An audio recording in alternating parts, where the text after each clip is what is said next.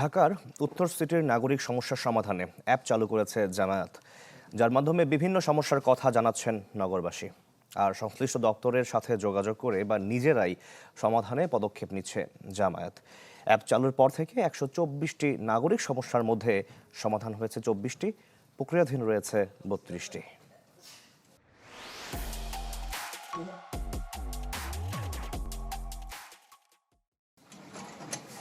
রাজধানীর মিরপুরের মধ্য পাইকপাড়ার এই সড়কের পাশে সপ্তাহখানেক আগেও ছিল ময়লার স্তূপ।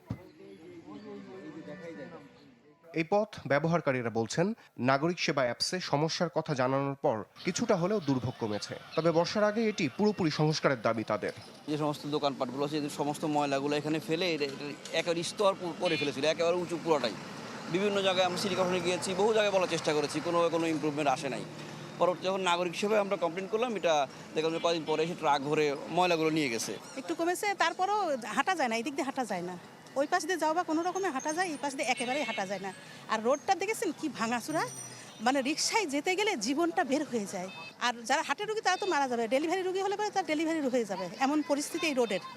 এই রোডটা অবশ্যই ভালো করা উচিত। এছাড়া মশার উপদ্রব, জলাবদ্ধতা, ময়লা আবর্জনা, যানজট, রাস্তার খানাখন্দের মতো সমস্যা ও আর্থিক সহায়তার মতো সেবা দায়িত্বশীল রাজনৈতিক দল হিসেবে করতে জামাতের এই উদ্যোগ। মহানগর উত্তরের আমিরের দাবি, নাগরিকদের মাঝে সাড়া ফেলবে এই অ্যাপস। এরকম 10টা প্রবলেম ইতিমধ্যে আমরা সমাধান করে দিয়েছি। বেশ কিছু প্রবলেমগুলো আমরা সর্ট আউট করেছি এবং এটা সমাধানের জন্য আমরা চেষ্টা করতেছি। আমরা চিন্তা করছি যেটা আমরা পারবো, সিটি জামাতের পক্ষ থেকে বা আমার ব্যক্তিগত পক্ষ থেকে আমরা যেটা পারবো সেটা আমরা করে দিব। আর যেটা পারবো না, প্রশাসনের সাথে আমরা যোগাযোগ করব।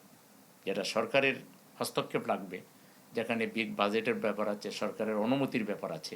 জানান, উন্নয়নমূলক কর্মকাণ্ডে সরকারের দৃষ্টি আকর্ষণের মাধ্যমে সমস্যা সমাধানে কাজ করবে জামাত ইসলামী।